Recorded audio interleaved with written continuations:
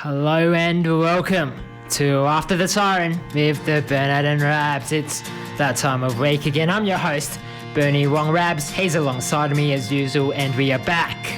Yes, to do it all over again.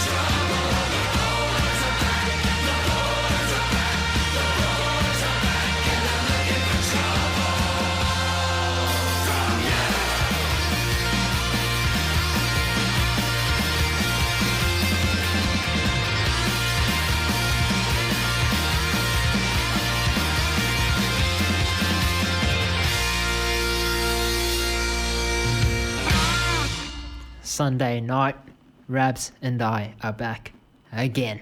Barely. And Rabs is bursting into laughter for some reason. Oh, barely, mate. What a weekend it's been for us here on campus, I guess. We will talk about what's been happening on campus pretty soon. But don't forget to join in the conversation by tweeting us using the hashtag 2MCE or by messaging our Facebook page After the Siren with the Burnout and Rabs. Into the agenda again tonight. A sand hostel, gym session gone wrong, Bruce Ball, footy talk, and lots more. We're in for another cracker of a show. It's been a great day for many uni students today. Bruce Ball was on, of course, but it's gonna be an even bigger night.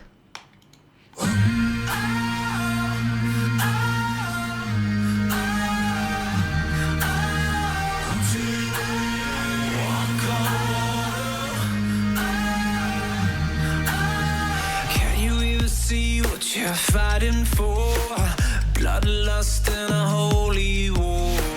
Listen up, hear the patriots shout. Times are changing. In the end, the choice was clear. Take a shot in the face of fear. Fist up in the firing line. Times are changing. Do you believe that you can walk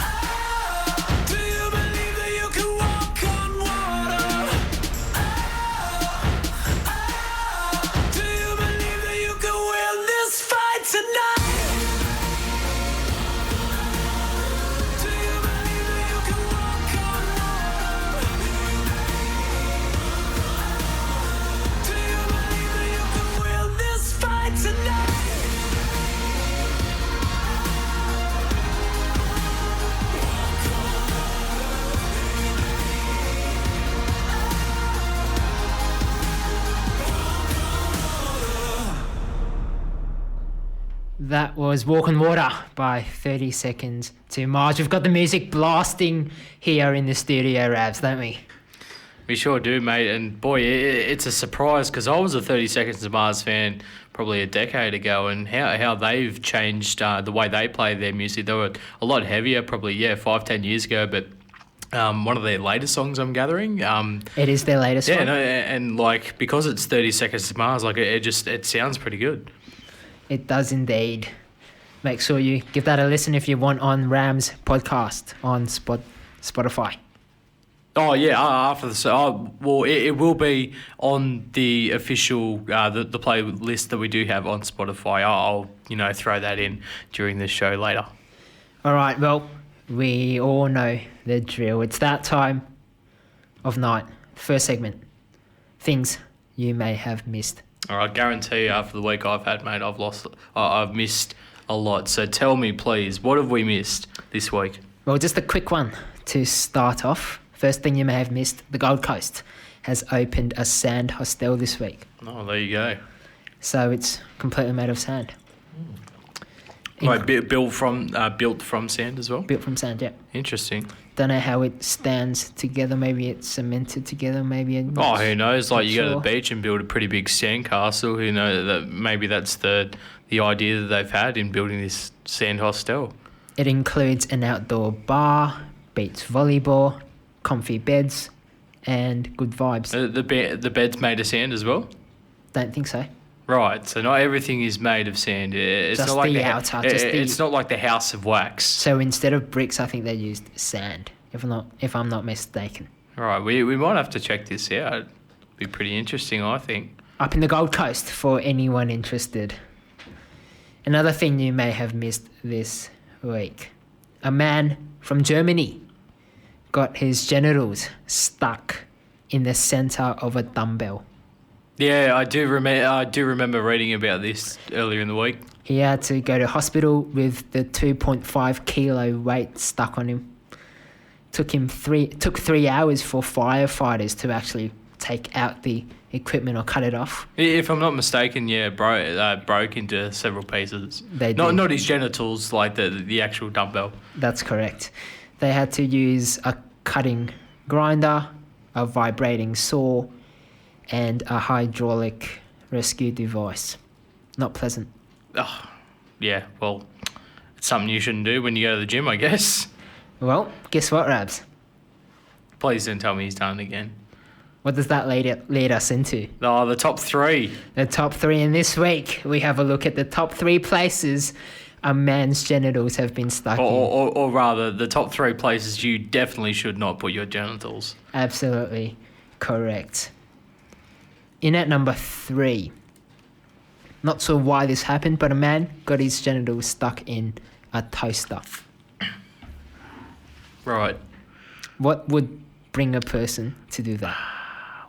Well, I only put bread in the toaster.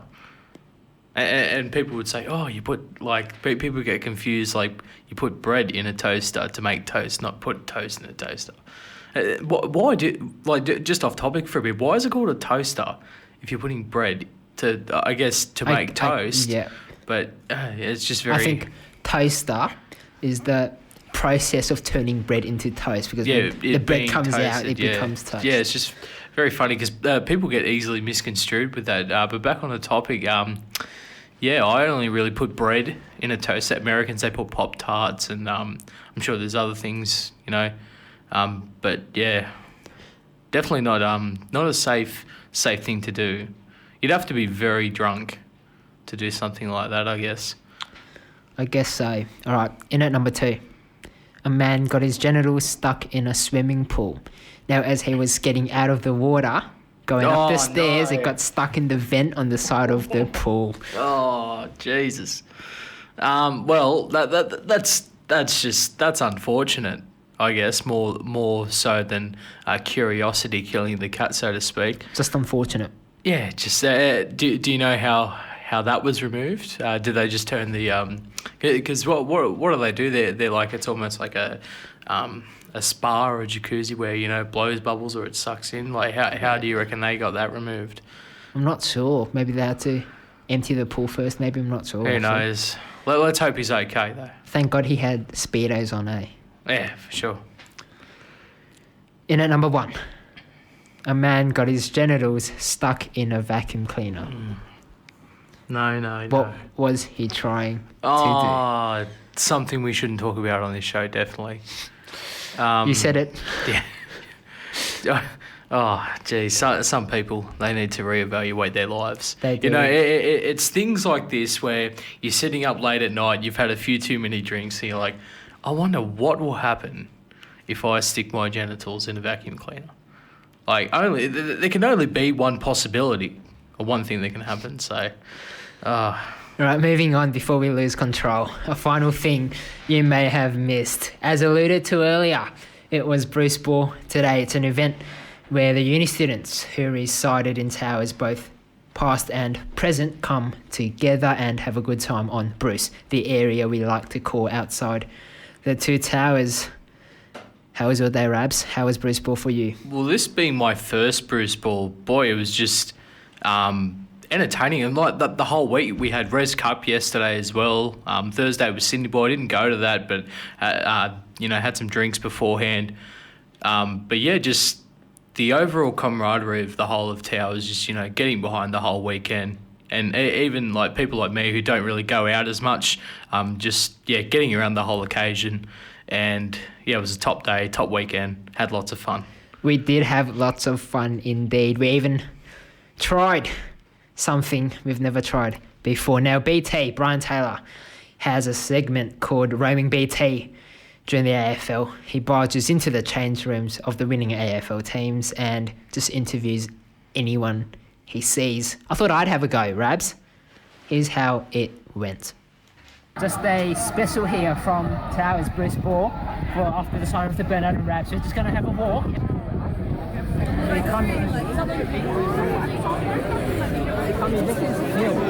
This is Phil. Now I hear you're the king of FIFA and diggings. Is that right? That is correct. Right. What made you so good at FIFA? Just natural talents.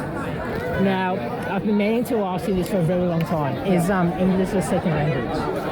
No, it's actually my first. I was born here. You know English is my second language? I didn't know that already. You know what my first language is? No, wait. Bullshit. Alright, let's move on. Who else can we get?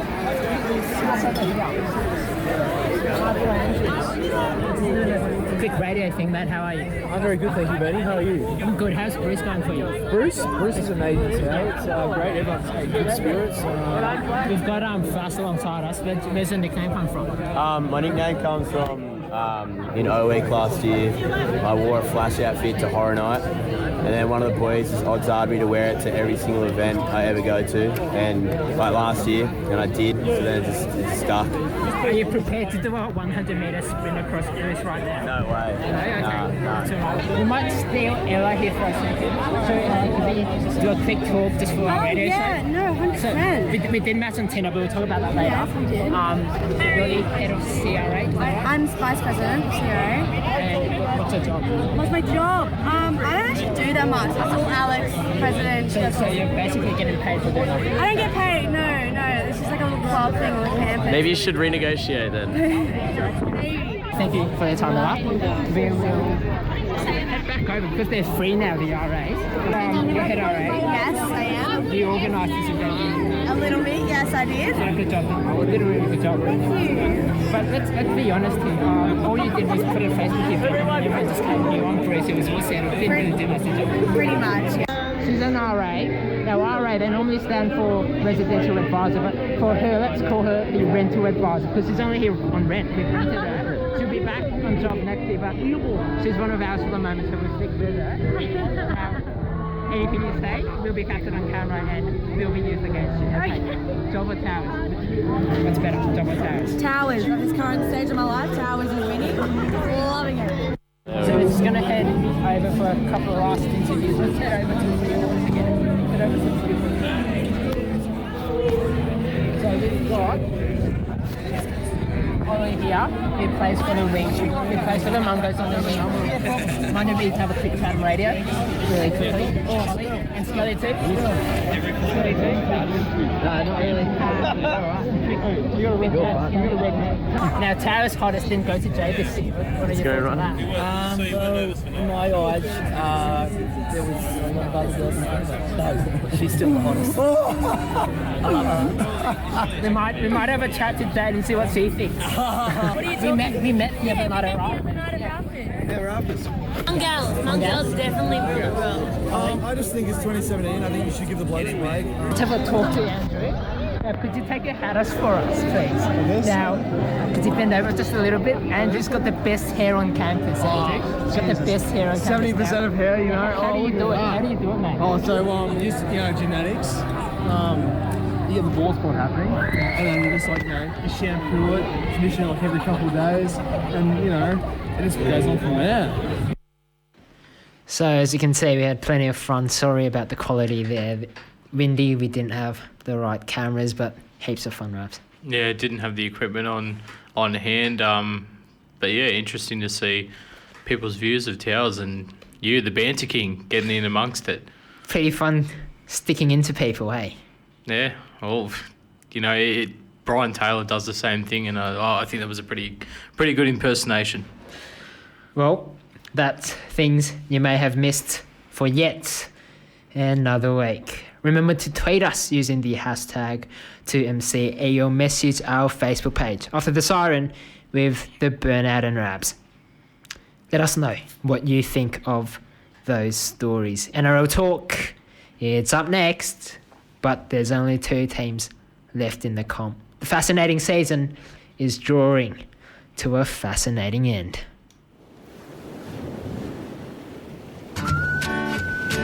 I gotta find my way back to summer paradise.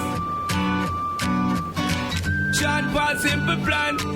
My heart is sinking as I'm lifting up above the clouds away from you. And I can't believe I'm leaving. Oh, I don't know what I'm gonna do.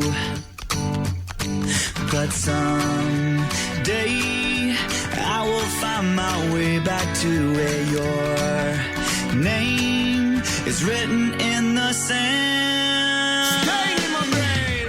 'Cause I remember every sunset. I remember every word you said. And we were never gonna say goodbye. Yeah. Singing la da da da da. Tell me how to get back to summer paradise with you. And I'll be there in a heartbeat. Quick time, girl. Oh, I'll be there in a heartbeat. Quick time, girl. Oh, Tell him. my soul is broken, streets are frozen. I can't stop these feelings melting through. And I'd give away 1,000 days, oh, just to have another one with you. Baby girl, Where real life can wait. it can wait. We're crashing like waves. Yeah. We're playing in the sand. Me and you, girl. Holding your hand. Mexi, yeah. 'Cause I remember every sunset. What I remember, I remember every word you said. And we were never gonna say goodbye. Singing la da da da da. Tell me how to get back to summer paradise with you. And I'll be there in a heartbeat. Quick time, girl. Oh,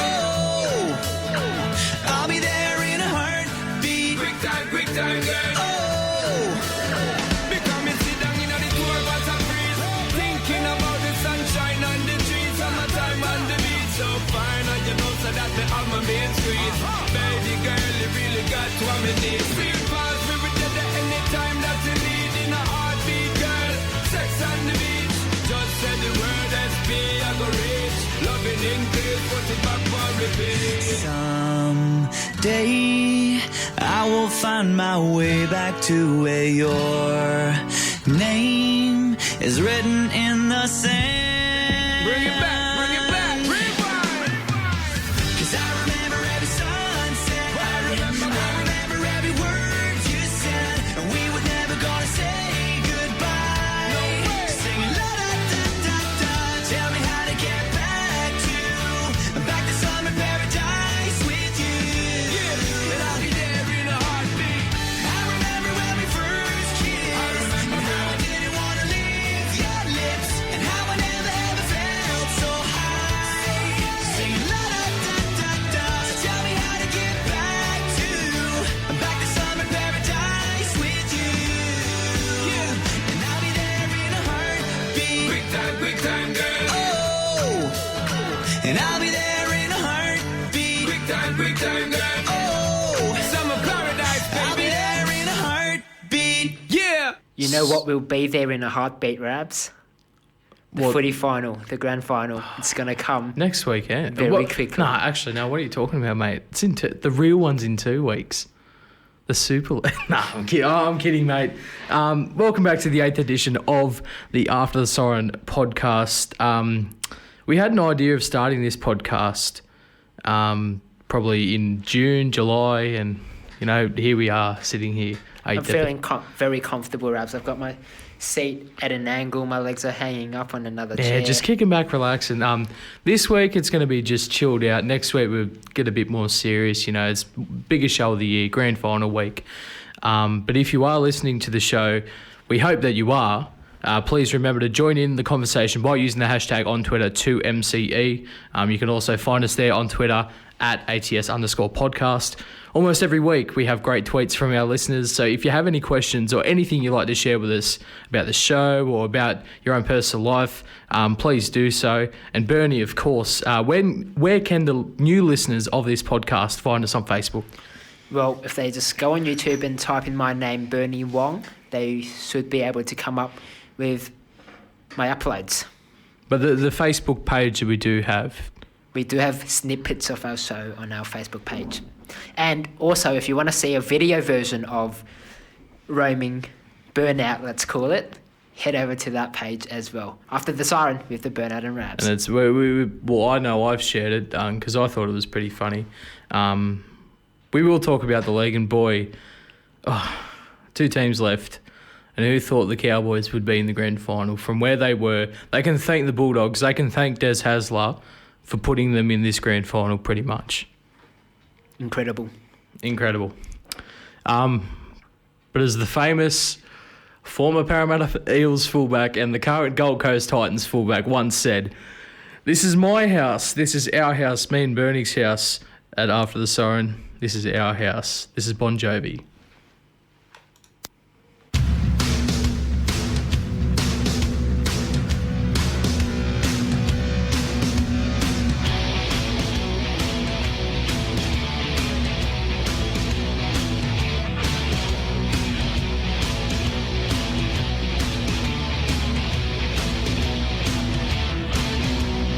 This is our time.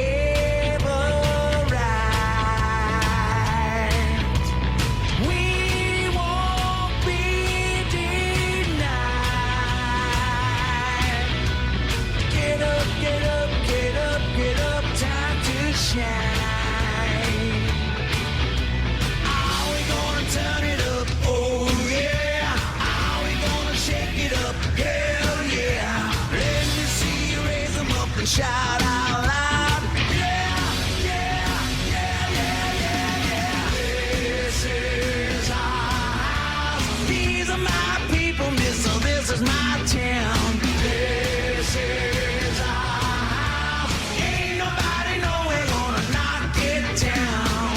This is our house.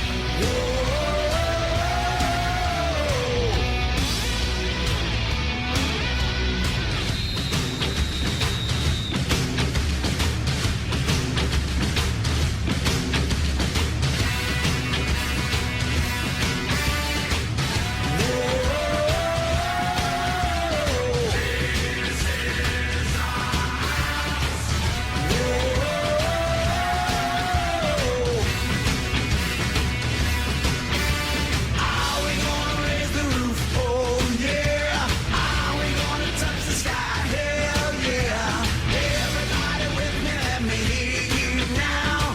Yeah, yeah, yeah, yeah, yeah, yeah. This is our house. These are my people, so this is my town. This is our house. Ain't nobody know we're gonna knock it down. This is our house. These are my colors. This is sacred ground. This is our house. Ain't nobody know we're gonna knock it down.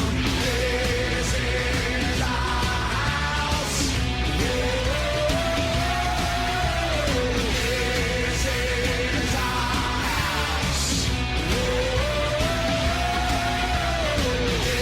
This is our house. This is our house. Ain't nobody know we're gonna knock it down. Cool to know. What a ball! Sorry, guys, I was just having a gaze at the cricket in the song break. How Sorry, we guys. doing, mate? We got 6 for 293 in our first innings. So India chasing 293 and they are none for 8 after 3 overs. Well, you'd think the way the series has gone, like, it's a good score for Australia. They've been, hovering around that, sort of early 200s, 220s. We have been struggling to defend totals. No, sorry, we have been struggling to get totals. This time, we're going to defend a total. Let's see how we go. Do you think we're better defending, or? Who knows, maybe India are worse at chasing. But having said that, Kohli's got a brilliant record when he bats second. So Oh, is he opening the batting? no, but when he comes in, he's got a brilliant record. Oh, In the batting second, in the yeah. second innings, Yeah, you're not wrong there. You're listening to the After Siren podcast. We're kicking off the NRL review right here. And boy, we call the game the Storm versus the Broncos at Amy Park. 30 points to 0. Who saw that coming? Well, after that first half, no one. Oh, well, the Broncos, I thought, had the more opportunities. They just didn't take their opportunities. They did. The Storm, they coughed up a couple too in that first half. Yeah, it was just a sloppy game up front, wasn't a it? few mistakes, like Cameron Smith, you had the a few kicks going dead, a knock on from, I think, Slater it was. If you're the Cowboys, be very afraid. The Storm, they've had their bad half already. Yeah, and I'm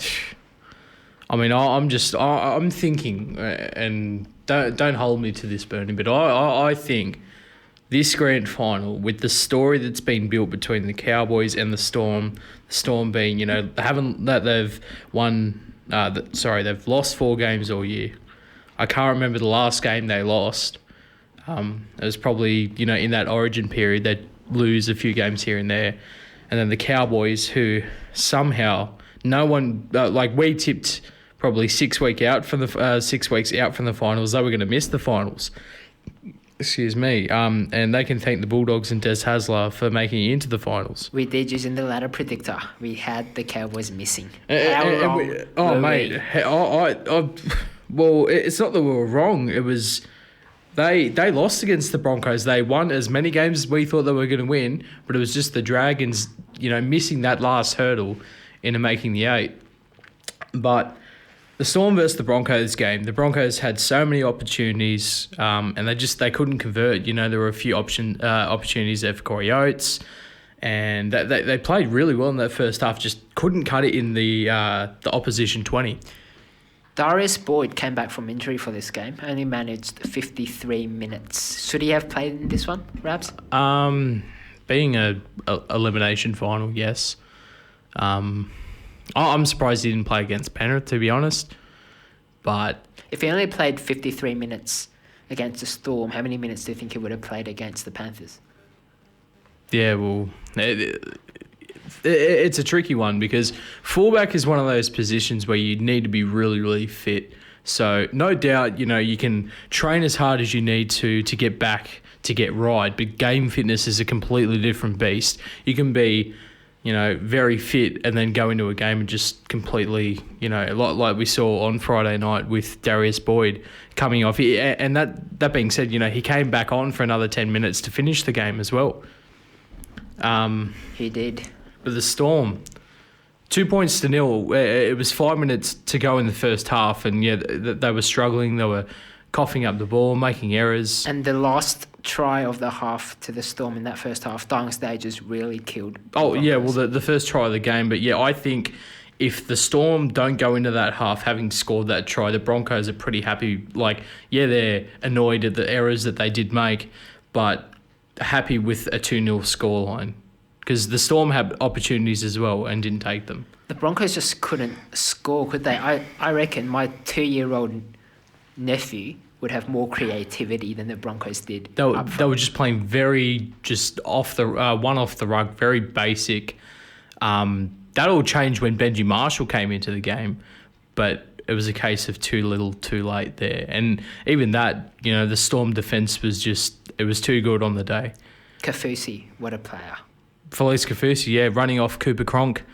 That right side is probably the best in the competition. I spoke about the attacking back rows of the Brisbane Broncos being the best in the comp.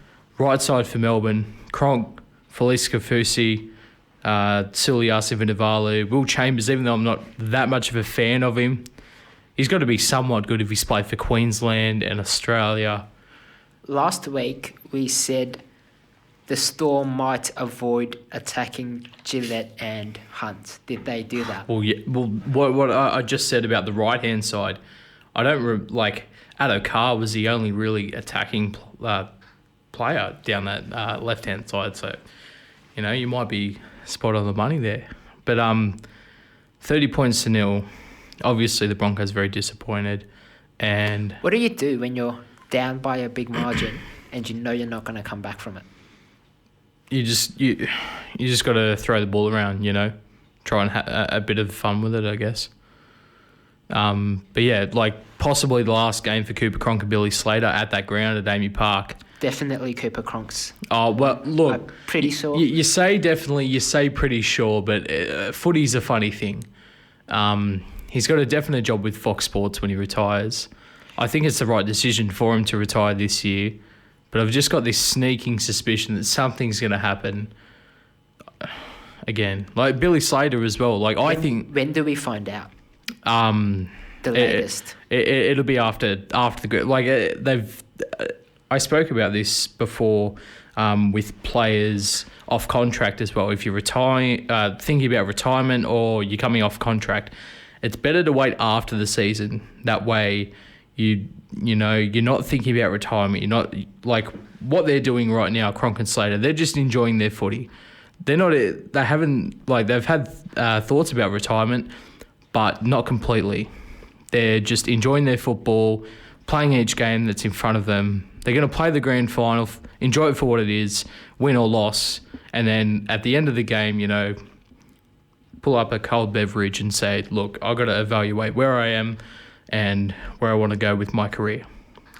How much of it is what the player actually wants to do, and how much of it is what family and friends? Well, I'll use Billy Slater as an example. He wants to play on, but his body, just the toll that he's taken with a few injuries over the past couple of years. Is it worth having Slater in the team only playing the back end of the match, maybe the last half hour of every single match? Is that worth it? What do you mean in that sense? So just put Slater in as an interchange and put him on towards the end of the game. So say the last 20 or 30 minutes so that he can have an impact. Because there is no doubt the talent is still there. It's just the fitness that maybe the worry. Well, I look at someone like Peter Wallace, who pretty much bleeds for Penrith. He's a local junior, played for the St Mary's Cougars back in the old Jersey Flegg days. And yeah, he's Penrith. Like I know he went to Brisbane and he played Origin when he was in Brisbane, but he's Penrith through and through. He loves his club, but at the moment he's getting on in years, and I think if he plays 80 minutes every week next year, that's his last season. Whereas if you manage him and you have an interchange hooker that comes on, he plays an extra year, just the longevity in his career. Same thing with Billy Slater, but it's hard these days to bring an outside back on the bench and then just chuck them on and expect them to make an impact. We saw that in the Roosters-Cowboys game. Daniel Tupou dropped from the starting side onto the interchange bench because of an injury that he carried, but they already had Connor Watson there, who is their utility player. So it's hard to sort of come on and you got 10 minutes to make an impact.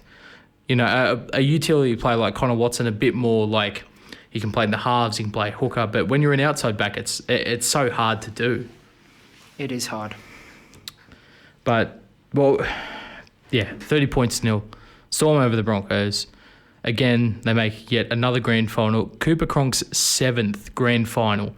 He's won 3 and he's lost 3. The 3 he lost, his first grand final against the Brisbane Broncos. The following 2 years after that against Manly, the infamous Cameron Smith not playing in the grand final, all the Melbourne Storm fans thinking that they still had it won and they lost 40-0. And then, of course, the one last year where they lost against Cronulla. But the second game, the Sydney Roosters and the North Queensland Cowboys, and NRL.com lied to me, Bernie. They said this game was going to be played at ANZ. And they were wrong. This was at Allianz Stadium. It was. But it didn't matter. Home field advantage for the Roosters, and the Cowboys just came out on fire, and the Roosters didn't know what to do. They fought back. But how good is Michael Morgan? I'm reading a headline here. Make Morgan the mayor of Townsville. Well, they said he's already the mayor of Townsville. They also said, I was watching the post-game show, that the way the salary cap is at the moment and the way that the Cowboys are trying to manoeuvre players around, when Jonathan Thurston leaves, they want to make Michael Morgan the $1 million player to replace Jonathan Thurston or to move him into the halfback role. Now, I don't think Michael Morgan right now, he's playing the best football of his career, but it's hard to just chuck a player in there and be like, okay, you're worth $1 million. You know, he played well, I think, the grand final year, and he's played well this year. But before then, what has he done really to earn, Thurston's played well for a decade. Again, Jason Taumalolo has been consistent. He's the other $1 million player for the Cowboys. But 2 good years out of about 5 or 6 for Michael Morgan. Is he really worth $1 million a season because he's had 2 good seasons out of the last 3 years? Well, when Thurston's in the team, if Thurston's in the team, no one else can replace him, and that's the problem. It's not about replacing him; it's just managing that. They will give Thurston as many games as he wants. There's no doubt about that. So, for those upcoming players that want to be a halfback for the Cowboys, for example, you've got to wait till he retires or he gets injured, and that's where Morgan's coming from. I feel. Yeah, I'm just trying to Tamari Martin coming to the Cowboys has been a blessing in disguise for them. Scored a try for the Cowboys, the opening try, I believe. Yep. You think if they don't have Tamari Martin in their side, who plays 5'8" for them? Probably you got Ben Hampton, Cole Labart, but again, not proven at NRL level. Hampton's played numerous games off the bench, but not a 5'8" or a half, just in the starting side there. So Martin coming into this side has really helped. It's just been a blessing in disguise for them. But I don't know, Morgan, $1 million a season. I still think the only man that I would have given $1 million a season to was Cooper Cronk. But, seemingly everyone gets handed out $1 million contracts. Ben Hunt, Daly Cherry Evans, the list goes on. Point I want to make. Get out of your skin, Rabs. You can't. Kyle Feldt can. What a player. Well, look, I first saw Kyle Felt in 2011 when he played in the under-20s grand final. Was it? It must have been. Yeah, it was 2011 because Sean Johnson, he moved up to first grade that year. That was the season where the Cowboys played the Warriors. I can't remember who versed them, but the Auckland Vulcans, they played in the New South Wales Cup grand final, and then you had Manly versus New Zealand. So the Warriors, all three sort of under-20s New South Wales Cup and NRL, they all fielded teams in the grand final. But Kyle Felt, he missed a penalty goal, and I do believe they went on to lose that game. The same as Jared Croker missed a penalty goal against the West Tigers in the 2010 final series. That didn't dampen his spirits. He made first grade, and I think he's the next Pat Richards. He's got great goal-kicking ability, great kickoff. The kickoff is so underrated in rugby league, and it's not used very well either. It's just it's a thought of, okay, we're kicking the ball off. Why aren't we seeing clubs attack off the kickoff? I know. One thing I want to ask is, how can you kick a kickoff out on the full? Surely you do everything. Well, I think we can ask someone here about kicking the ball off on the full from what we saw Res Cup on Saturday. But there's really no excuse for it. Like, even a 20-metre kick is better than that. So you're saying if there's a strong wind at your back and you know, okay, I'm just saying, every time you take a kick off, just to make sure it doesn't go out on the full. It's not difficult. It's not difficult at all. Yeah, well, people try and kick it as deep as they can, as deep as they can without, bouncing into touch. I know in the NFL, that they've got the rule, the touchback rule. If it goes dead, then it's just, it comes out to the 25. Man, I was going to say if they change the ruling, but it's probably not right. Michael Morgan had a fantastic kick in that game. Underside of the ball, bounced very, very close to the dead ball line and bounced back in. Yeah, the one that came back, and it was a great bouncing ball. I don't think I've ever seen that much backspin from a kick on a rugby ball. Well, there's stories of Andrew Johns, Darren Lockyer, the greats, just spending time at an open footy field, no fans around, no one else around, just kicking the ball and seeing how it lands. People interested in seeing, okay, if I kick the ball this way, how's it going to land? One thing that I reckon should be used more, in grubber kicks, you can make the ball turn either way. But so often we see players just stab at an angle and just hope the ball goes straight on that angle. So if you let it hook back left or right, there's a better chance of the defence not catching up to the ball, because the ball has got to turn at some stage, and if he's not there as it turns, he's in trouble. It's going to go away from him. Yeah, for sure. Getting something I love doing in touch when I kick rubbers. Oh, I thought you weren't allowed to kick the ball in touch. Not above. Are you talking about Oztag? You're allowed to kick, but it's only above the. You can go below. Probably that. Yeah. There you go. But Kyle Felt, the next the kickoff ability he has. I know the Ipswich Jets used it last year. The Ben Walker, Chris Walker, the coaches of that team, and they encouraged attacking play off every play. So kickoffs, they were going for short kickoffs, grubber kickoffs. With just different things that we haven't really seen before. And Kyle Felt has the one in his repertoire where he just bombs it. And Pat Richards used to do the same thing. We saw the Bulldogs off dropouts. It worked 50% of the time, the short dropouts, they regained possession. I think it's good for rugby league to get, more attacking players. Obviously better if you get possession of the football, but it's entertaining to watch. And in regards to the try he scored in the corner, boy oh boy, I said without a shadow of doubt, they went upstairs, and before, it was almost as if before he grounded the ball, I knew it was going to be a try. It looked like it was a try comfortably when I first saw it. I knew it was going to be close, And I made reference while I was watching it. It was the 2012. It was a Bulldogs game. It was a backline shift, and Ben Barber scored in the corner. I'll show you off air. It was that close. And they awarded that try. And I'm like, if they award that try, they've got to give this one for sure. And it was an outstanding athletic effort. And again, showing how great our athletes are in the NRL, especially on the wing. Yeah, phenomenal. You go through every winger in the NRL, and almost every one of them has scored a freak try either this year or in their careers. But quickly, the grand final. We'll get onto it in our show next week. We'll do a full review with Storm Cowboys grand final 1 versus 8 at ANZ next Sunday. Mate, who have you got? And keep in mind, there's only one correct answer. I don't see a challenge coming from the Cowboys. I can see an absolute thrashing by the Storm. I can't see a thrashing. I hope it's close. But the Cowboys have to realise that Michael Morgan could play the best game of his career, and it still probably won't be enough.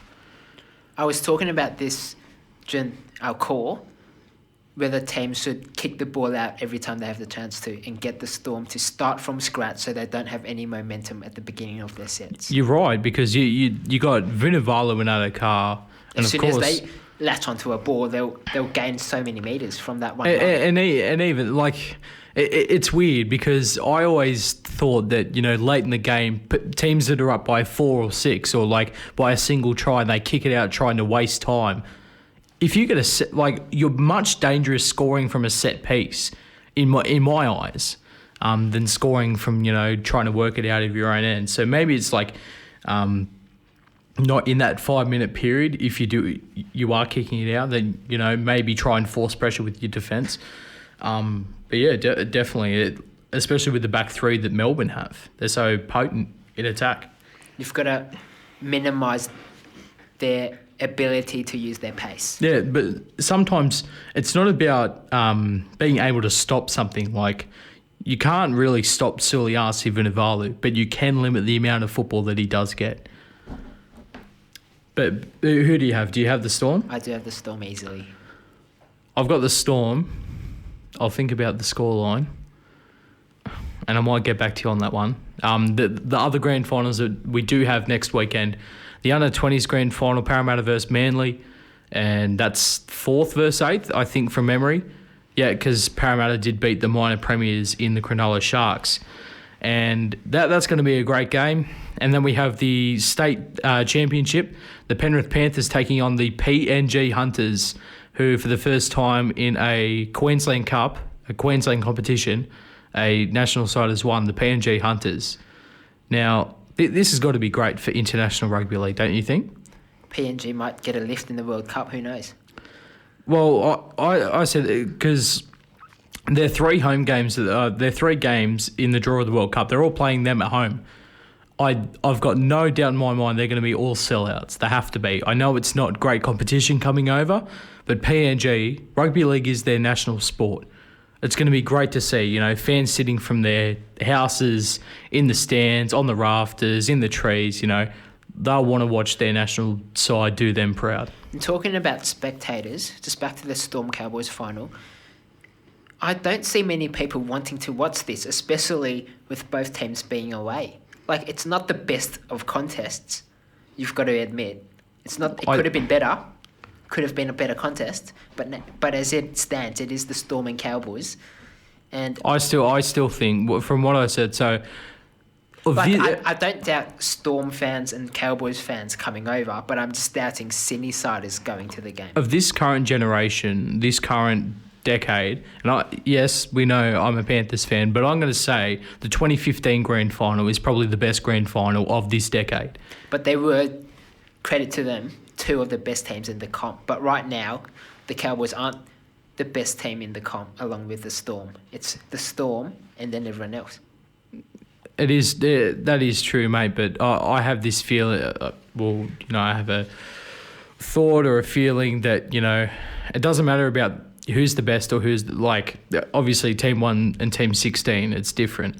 But if they can catch the Storm out, or all 17 men in that side have to have just great games. And all 17 men in the Storm side have to have bad games. I'm just saying, if you're betting on the game, please don't chuck your house on it. Don't do anything stupid, because we're not like the Cowboys. You can't count them out. You really can't. It doesn't matter if they don't have Thurston or Matt Scott or anyone else. This is rugby league. We love it, and it's a crazy game sometimes. And I just think that the Storm versus the Cowboys, the story that is there, this could be one of the best grand finals of all time, possibly. And my game plan for the Cowboys would be to just hang in there. Just make sure the margin doesn't get to over 12 with around 20 minutes or 15 minutes remaining, and then give it your everything at the end of the match. 2 tries in 15 minutes. If you can hold on, if you can limit the Storm from scoring, if they can get a maximum of 12 points by the 65th minute, you're a massive chance. I just think it's going to be a great weekend once again. AFL footy on Saturday, NRL on this Sunday. Yep, and the Super League semi-finals going on as well. But boy, when we're watching sport, Bernie, you got to admit, it's the time of our lives. We love it. We enjoy it. And we hope that you're enjoying the After the Siren podcast.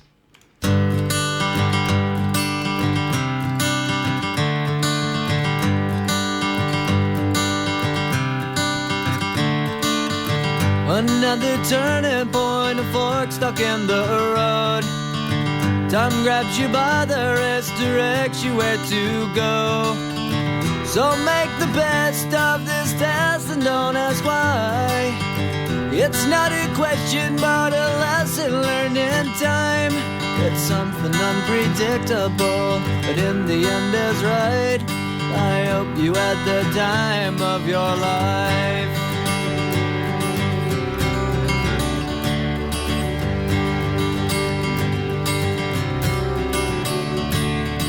So take the photographs and still frames in your mind, hanging on a shelf in good health and good time. Tattoos of memories and dead skin on trial. For what it's worth, it was worth all the while. It's something unpredictable, but in the end is right.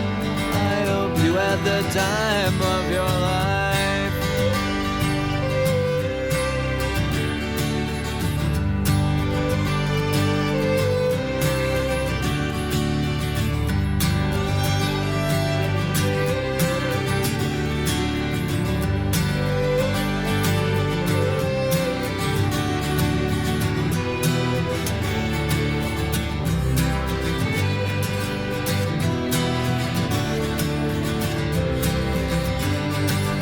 Something unpredictable, but in the end it's right.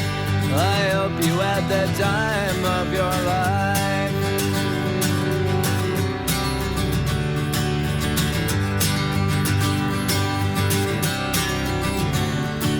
It's something unpredictable, but in the end is right.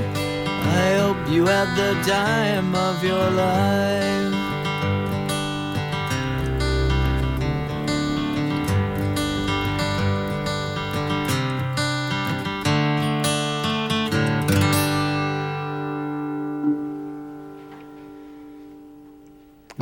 Classic tune, eh? Green Day again. Played when September ends the last time. Oh, that we did. I didn't even know. Just a shout out to my my Year 12 drama class. We did that for our Year 11 performance. So that was the song I thought of, and boy, what a cracker it is. All right. Time for our next segment. Fact or fiction? Towers is the best residence. Oh, fact. CSU. Fact. And that is even more evident after Saturday. It's more biased though, because we haven't experienced. Oh, you're the right. other But after everyone, the way it's always the best in your first year, and then it dies down. Yeah, but the way everyone behaved with the diggings res, if I was to say this, if say hypothetically, okay, I go and live on Jove. Okay, I go and live on Chifley. Diggings is going to be last for me for forever. Right. But to answer your question again, fact, Towers is the best. All right. Here's this one. It's just, I know what your answer will be, but mine's will be different to yours. Try me. Cereal is better without milk. Without milk. Do you eat cereal without milk? Yeah. Wait, what cereal do you eat? Oh, cornflakes, neutral grains. Oh, look, I don't mind. There is taste in them, isn't there? Yeah, I don't mind Nutri-Grain without milk, but yeah, got to have some milk on your Wheat Bix or your Cocoa Pops, whatever you decide to have. I just don't like it soggy, if you get what I mean. Yeah, I know what you mean. Like initially, like I feel like cereal you got to eat really quickly. Like if you have milk, within the first 5 minutes you got to scoff it down, or otherwise, game over. It goes soggy and good luck. How about this one, Raps? Mr. Bean would win an arm wrestle with Milhouse from The Simpsons. Just to answer your last question, what was the difference between cereal with and milk? So with milk it's all soggy. Without milk, no, but like what was the question? It's better with or without milk? Without milk. Fiction. Because I believe, yeah. I thought so. Mr. Bean and Milhouse. I'll go Mr. Bean, seeing as he's an adult and Milhouse is a child. Fair call there. All right, final one. It's about the footy, but not about the footy. A cowboy would survive a storm. Fact or fiction? I like that. That's good. That's good.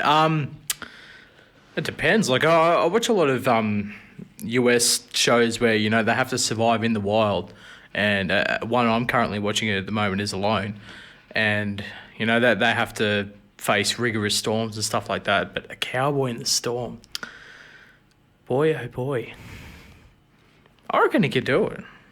In the desert, maybe not any cover, do they not? I don't know. Depending on who the person is. Like, say this, what if Bear Grylls became a cowboy? Surely he could survive a storm or a desert. He's done it before. Why can't he do it again? So a cowboy would survive a storm, fact or fiction? I'm going to give the benefit of the doubt to the cowboy. I'm going to go fact. So you've heard it, guys. Cowboys might get over the storm this weekend. Oh, boy. Look, we'll sit here next week. And do you know how... You know what this means? The Cowboys are going to have to defend a storm, because the storm, they will be at their peak at some point of the match, I would think. They'd have to ride that storm. They do. There you go. Right, tweet us using the hashtag #2MCE or message our Facebook page after the Siren with the Bernard and Rabs, and let me know if you agree with him. And just quickly, mate, hypothetically, if the Cowboys are to win, we know that they didn't tame the Tigers in 2005. Can they tame the Castleford Tigers in 2018 when it comes to the World Club Challenge? They won previously against Leeds in 2016, but who knows? Who knows? All right, we're halfway through the show now. It's just ticked over 11 p.m. But make sure you make yourselves comfortable. We're giving you the green light to sit back and enjoy yourself. I do my makeup in somebody else's car. We order different drinks at the same bars. I know about what you did and I wanna scream the truth. She thinks you love the beach, you're such a damn liar. Well, those great whites, they have big teeth. Oh, they bite you. That you said that you would always be in love, but you're not in love no more. Did it frighten you how we kissed when we danced on the light of floor, on the light of floor? But I hear sounds in my mind, brand new sounds in my mind. But honey, I'll be seeing you ever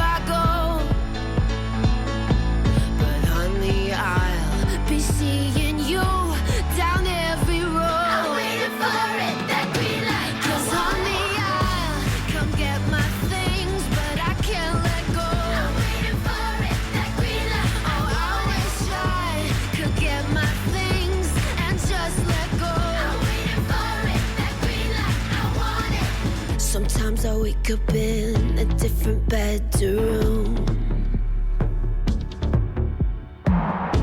I whisper things, the city sings them back to you. Well, those rumors, they have big teeth. Oh, they bite you. Thought you said that you would always be in love, but you're not in love no more. Did it frighten you how we kissed when we danced on the light up floor, on the light up floor? But I hear sounds in my mind, brand new sounds in my mind. But honey, I'll be seeing you ever I go.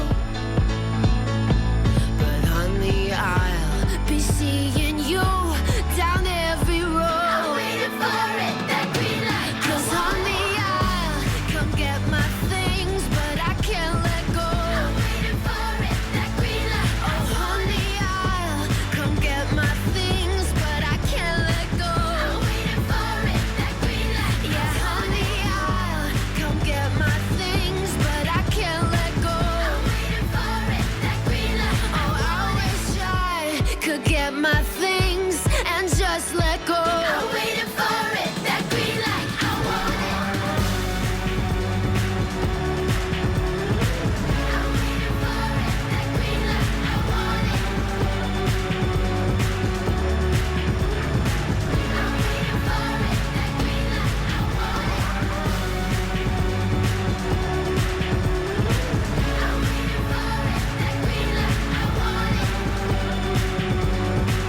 waiting for it, that green light. I want it.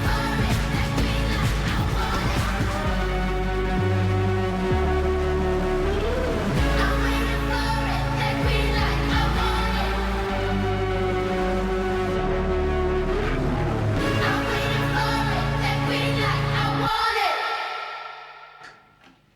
Green Light by Lord.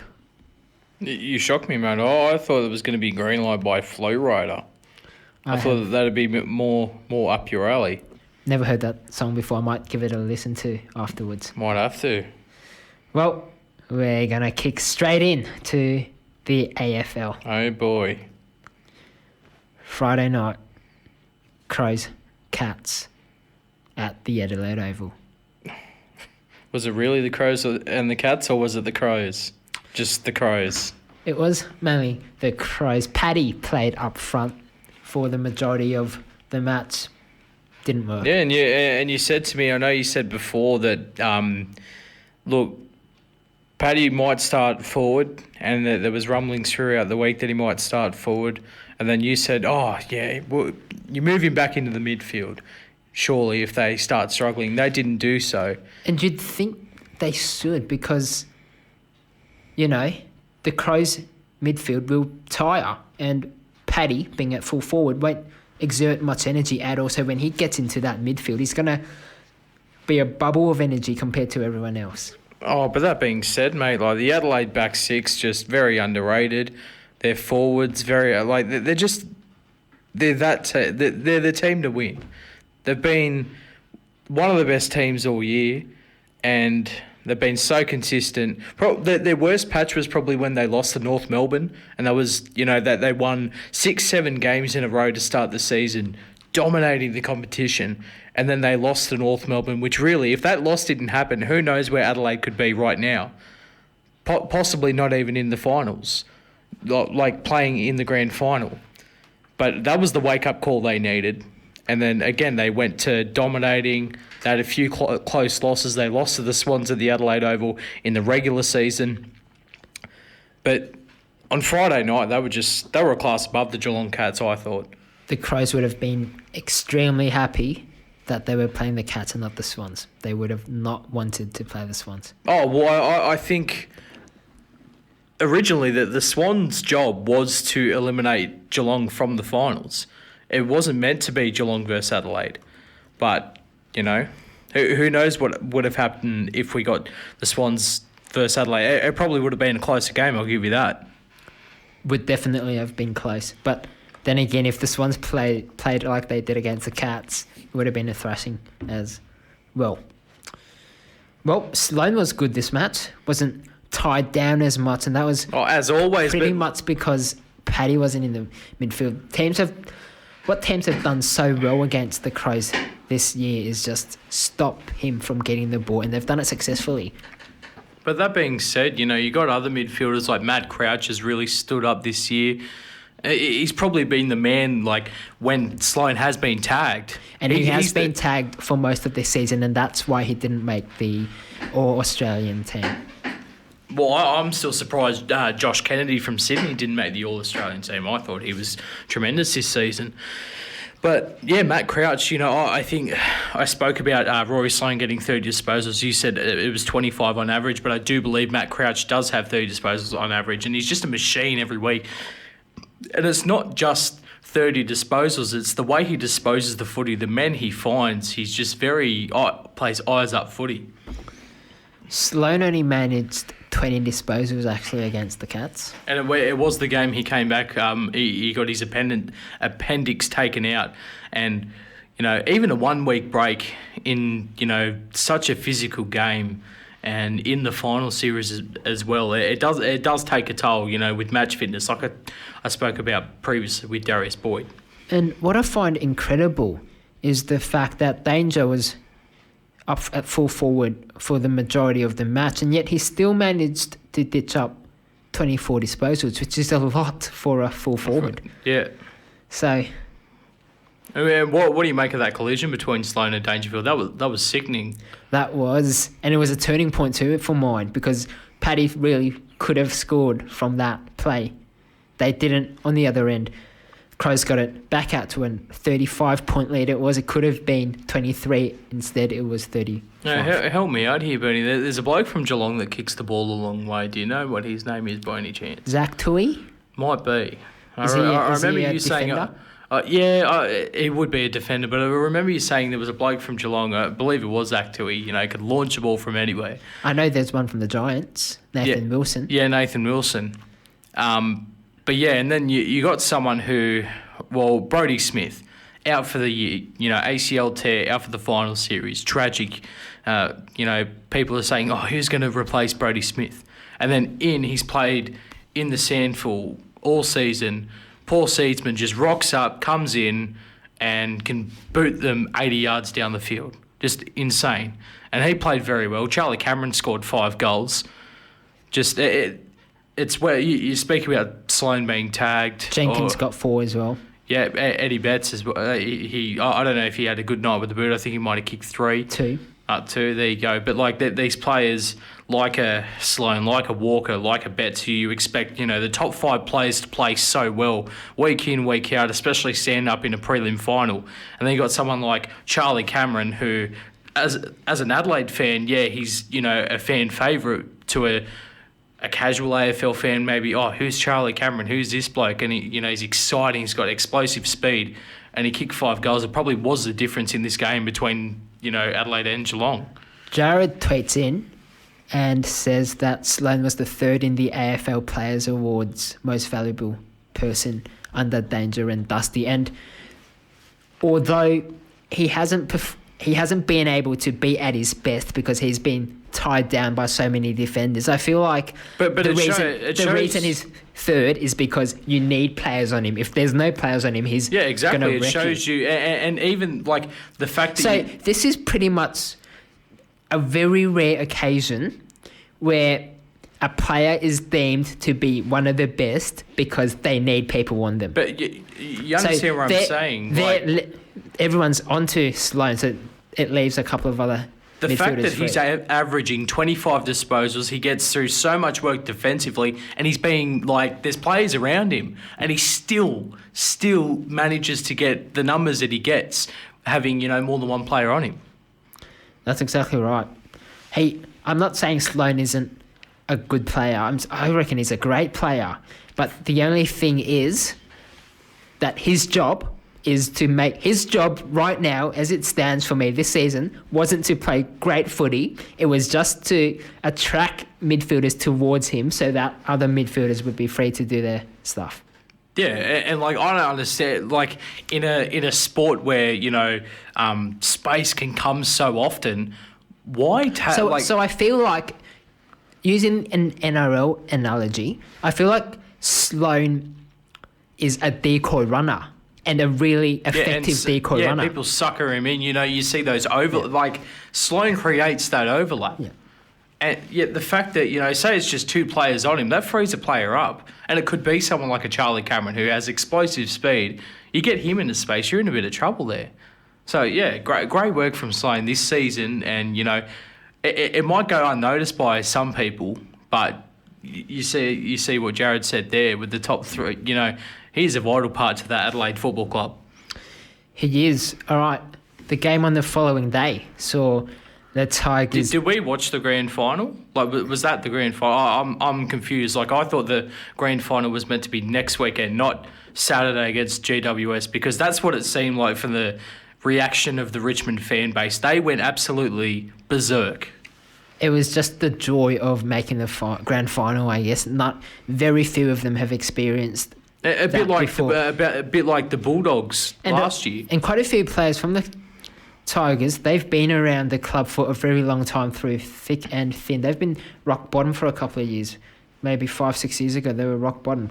Got up to the finals, never won a single finals game, and now they've won 2 in a row. I think the last time they won a finals game from memory, the last time they beat Geelong was 2007. I said this on the show a couple of weeks ago, and the last time they won a final was 2001. So what's that? 16 years since they've even won a final, and now they're in a grand final. And you've got troopers like Trent Cotchin, one of the best mids in the game, in my opinion, playing for a club that's always been down the bottom, and all of a sudden he gets his reward, sticking with the team, and now he's... If you look up Captain Courageous in the dictionary, he's going to be next to it. Well, I remember us watching the the qualifying final between Richmond and Geelong, and they were speaking about Richmond and where they've come from. Like you said, they weren't the hottest team going around like they probably are now. They were down in the dumps, and really they only had Jack Rewald. Like, he was their speaking about like key players, he was their man. Now they rely a lot less on Jack Rewald and more on players like Dusty, like Trent Cotchin, like Josh Caddy, who over the last couple of weeks has been excellent for Richmond, in my opinion. Massive talking point coming out of this. Yeah, the Cotchin the shoulder. Did you see it? I did see it, yeah. What are your thoughts? Look, he only needs a fine. If he gets a fine, he's out. It would be absolutely guttering. I can't help but think he is going to get a fine because they come so often, those fines. It's not about, is Cotchin going to be the difference in this grand final? Because he's probably not, he'll play well if he does play. And it's so unfortunate for him, being there since the start of their, rise. Resurgence, and they're not being able to play in the big... It's a lot like Rob Murphy from last year. Yeah. The fact that, he was there, he was sitting there by Luke Beveridge, but he wasn't able to play, and that was really upsetting. One thing I do hope will happen, if Cotchin, touch wood, but if Cotchin is out for next week, I really hope the AFL allows him to get on stage and get his medal. Well, did they do the same thing with Rob Murphy? Rob Murphy wasn't injured, though. Rob Murphy wasn't suspended, though. He was injured. So there's a difference there. As I said, if you don't play the game, you don't get your medal. Simple as that. Unfortunately, that's the way it goes. Did Rob Murphy get his medal? I'm pretty sure he did. Oh, well, there you go. Is it a medal given to all players in the squad? Yeah. But I'm not sure about suspended players. That's the only thing. There you go. Well, surely, he's played every game this season. Interesting stuff.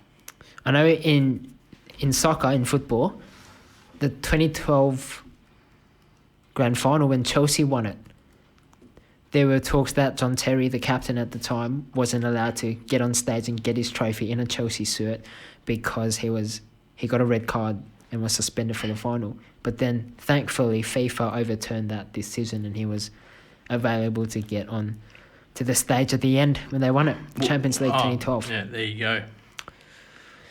Well, It's that time of year when we... Actually, before we get into that, there's a quick tweet here from Jared. Kochi has nothing to worry about. I'm glad he's confident. I'm glad Jared's confident. There you go. It means you're confident. It means the AFL are probably confident that there's no problems there. Now, as I was saying, it's grand final time.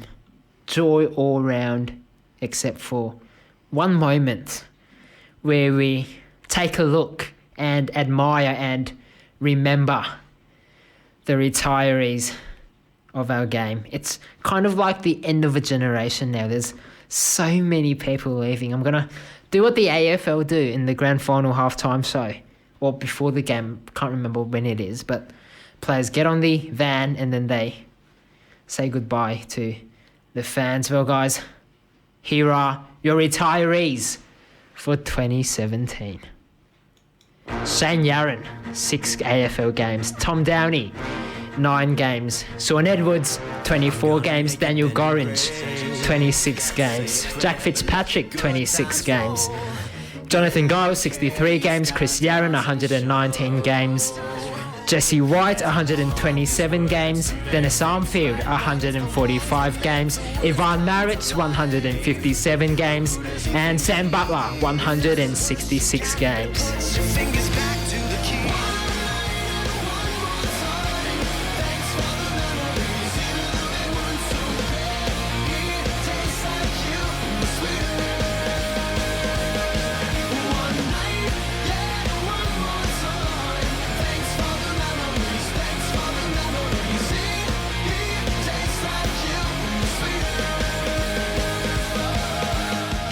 Zach Dawson, 166 games. Garrick Ibbotson, 177 games. Tom Lonergan, 209 games. Jobe Watson, 220 games. Sean Dempster, 222 games. Heritia Lumumba, 223 games. Josh Gibson, 225 games. Matt Prittis, 240 games. Brenton Stanton, 255 games. And Andrew Mackey, 280 games.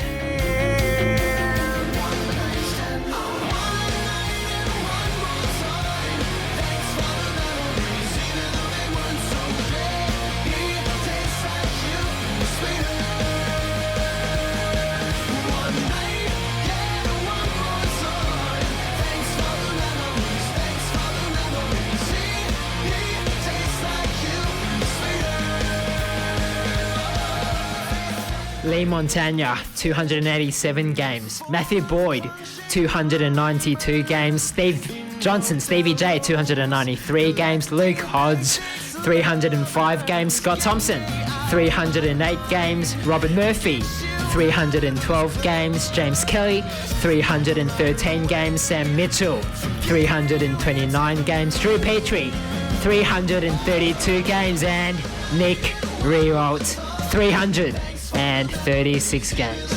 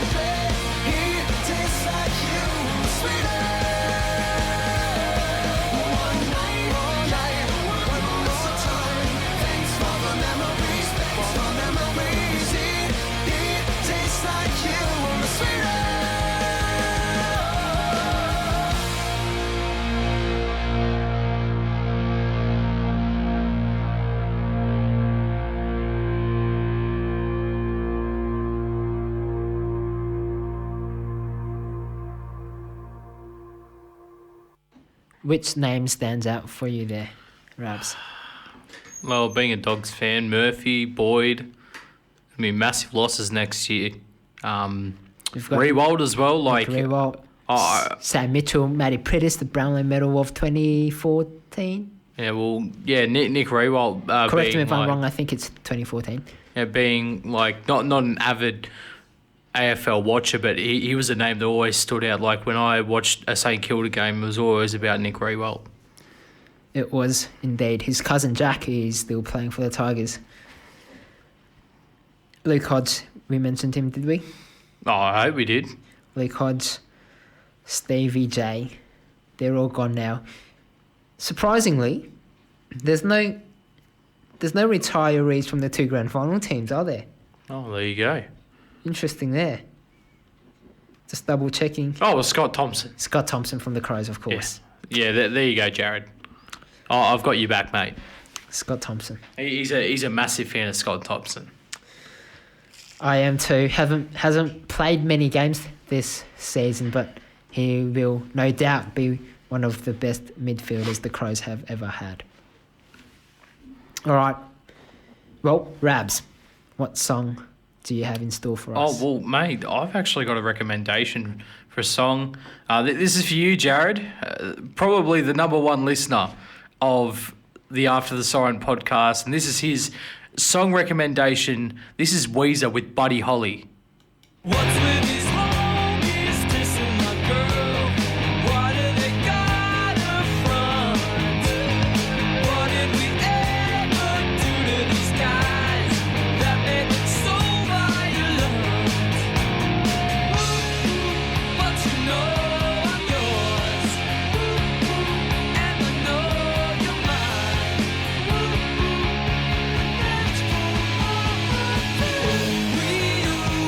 Just like Buddy Holly. Oh, and you're married Tyler Moore. I don't care what they say about us anyway. I don't care about that.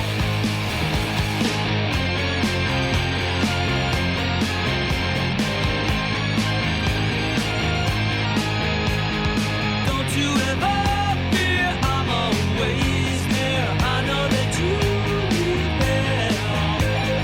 Your tongue is twisted, your eyes are slit. You need a guardian,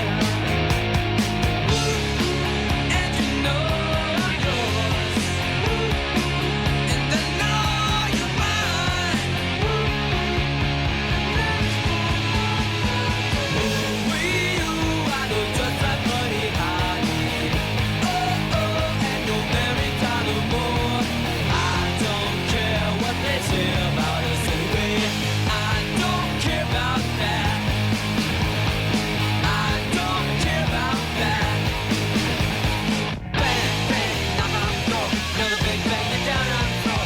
Oh no, what do we do? Don't look now, but I lost my shoe. I can't run and I can't kick.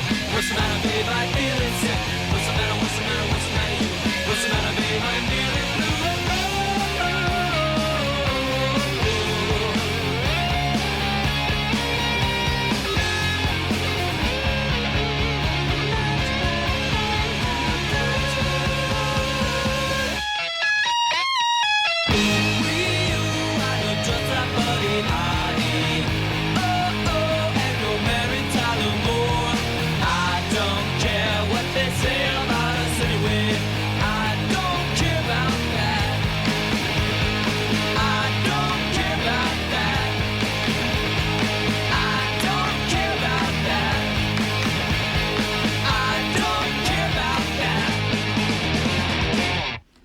You're listening to the After the Siren podcast. I am Rabs, and I'm sitting here with the Burnout.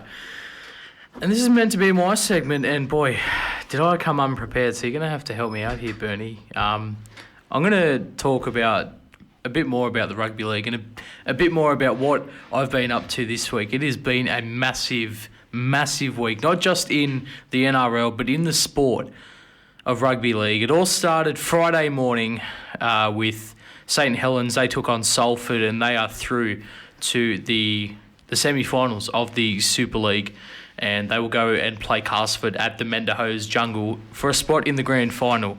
Now, what I like about the Super League finals and the Super League in general is they don't play at the ground that the grand final is played at all during the season, whereas in the NRL, the AFL... So is it at Wembley? Just guessing. Old Trafford. Old Trafford. So the Challenge Cup final, and again, they don't play at Wembley all year. The Challenge Cup final, which is the knockout tournament they have throughout the year, that's played at Wembley as well. So Speaking of Old Trafford, United had a win last night, by the way. Yeah, and have you seen the Chelsea game? Yep, 4-0, I Yeah, think it was. 4-0, massive. Where does that put them on the ladder? Third from memory. Yeah, there you go, Chelsea.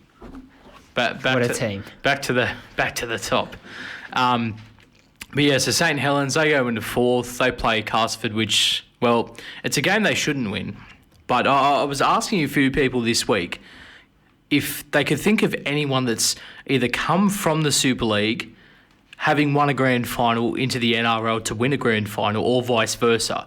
Now, Ben Barber could make history to be the first man to win a grand final in the NRL and then win a grand final in the Super League the year after. I don't think it's been done in general. We looked, Richard Swain, he won a Challenge Cup, but he didn't win a Super League grand final, and it was 2 years after he was with the Brisbane Broncos in 2003, and I don't even think he won an NRL premiership. But there's been players to win grand finals in both leagues, and even the best Englishmen in the leagues today, like James Graham, Sam Burgess. I don't think they won premierships with St Helens and Bradford respectively before coming to the NRL. James Graham hasn't won a premiership yet with the Bulldogs, soon to be with the Dragons for next year.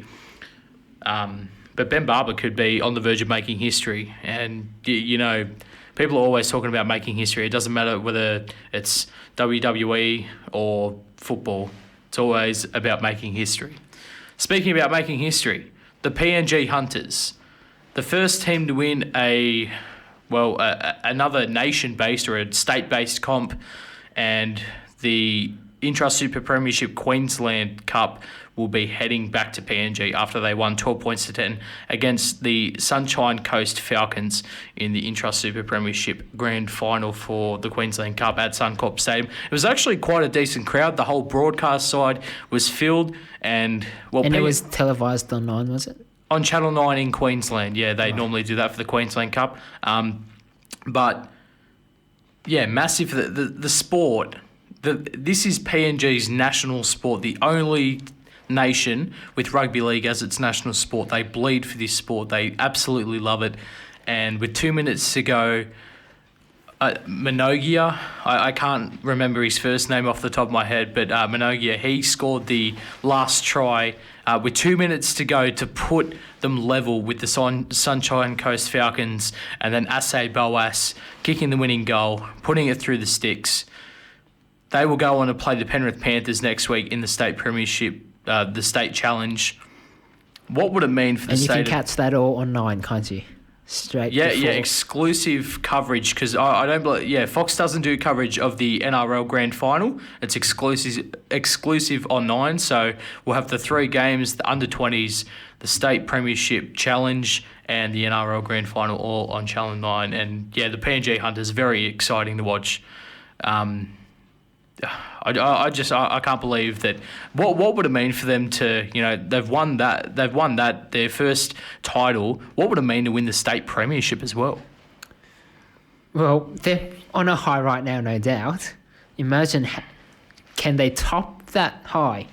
Well, it's interesting because they've played their grand final, and so have the Penrith Panthers. And so, like, it's funny to see previously when they've had these teams winning the grand final. I think this is the 3rd or 4th year that they've had this state championship. But normally they're big blowout scorelines, like it'll be a 20-point or a 30-point difference. So it just is going to be whoever turns up on the day. And I really hope, again, I hope Penrith win because, of course, I'm a Penrith man. But, boy, if PNG could do the unthinkable and win that, especially with the World Cup on the horizon, with their 3 home games. I was speaking to a few people today, and they're saying if they do make the quarterfinals in the World Cup, their game should be played in PNG. That would be they're gonna. I reckon they're gonna get 3 sellout games there in PNG. Why not make a quarterfinal in PNG as well? Why not? What else is there to talk about league-wise? Oh well, yeah, there was more Super League. More Super League, as always. Wigan didn't make the Final 4. They took on Wakefield last night. I didn't sleep very well. for the last couple of days. So Wakefield beat. Wakefield beat Wigan 32-0. Wakefield had More like a minefield for Wigan. More like a minefield. They did play away from home as well. But Wakefield have had a pretty good season. They were on the verge of relegation last year, played in the Super 8 qualifiers, got through that, played in the Super 8 qualifiers the year before as well, played in the £1 million game. I'll talk about that a bit later. But just they're a different outfit this year. They've got some good signings, David Fafita, Tidarau Rona, and their outside backs, Mason Caton Brown, Ben Jones Bishop, they've been outstanding. Jacob Miller has really come along. He's formerly with the West Tigers, now with the Wakefield Trinity side. Bill Tupou as well for the New Zealand Warriors. But yeah, just that they finished 5th for the season. I think that's a really good finish, and you can see the fans, they really respect this club.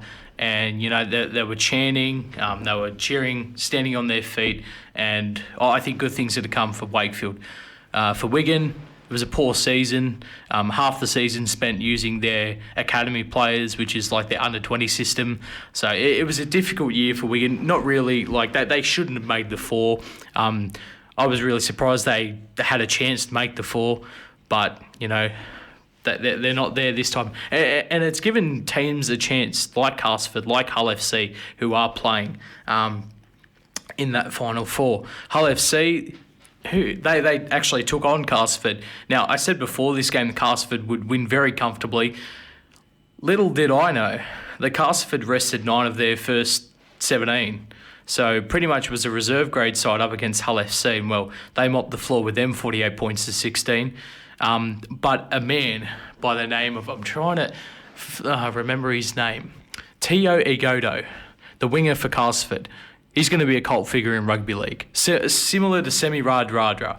He is from England. He's not of Fijian descent, but scored 3 tries. Now, in the first half, he made 3 errors. In the second half, he scored 3 tries, and he just really came out of his shell, and he played very well in attack, like great attacking player. But the way it stands, so next week it will be Castleford versus St Helens at the Menderhose Jungle. That'll be the first semi-final. Winner of that will play the winner of Leeds versus Hull at Headingley, Leeds Carnegie, and the grand final next Sunday. And I do believe the kickoff time here in Australia will be 3 a.m. So Bernie, set your alarm. I know you won't need to, mate. I won't need to. I won't be asleep at that time. Yeah, you'll be awake. So 3 a.m. kickoff. If you don't want to watch it live, hit record on Foxtel Go. It'll be a good watch. It'll be a great game to watch there. Speaking of staying awake, I hope people in Bruce over in Towers are still partying hard. Oh, they will be. They'll right be partying now. hard. They've been going hard since 8 o'clock this morning. It'll be a good night tonight if we head back and they're still going strong. In the cricket, Rabs, let's talk about the cricket. India are none for 124. None for 124, you say? Yes. And they need a further 170 runs with a required run rate of 5.4. Well, boy, oh boy, We've got a visitor. We have a visitor. We have a man. Take a seat, mate. Now, we've never had a guest here on the show. And I believe he wants to talk V8 Supercars, if I'm not mistaken. I was hoping Adam Murray was going to join me. Oh, well, unfortunately. Adam Murray from the People Smoko. Yeah, from People Smoko. I was hoping he was going to join me, but he hasn't turned up. So unfortunate. Yeah. So we were going to talk some V8 Supercars.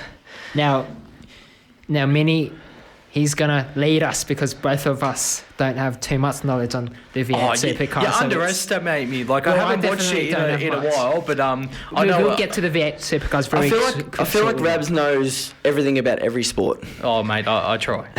We will go to the V8 Supercars very shortly, but we're just going to quickly sum up the cricket. India need 168 runs, a required run Tough rate ask. of 5.39 runs and over. Yeah.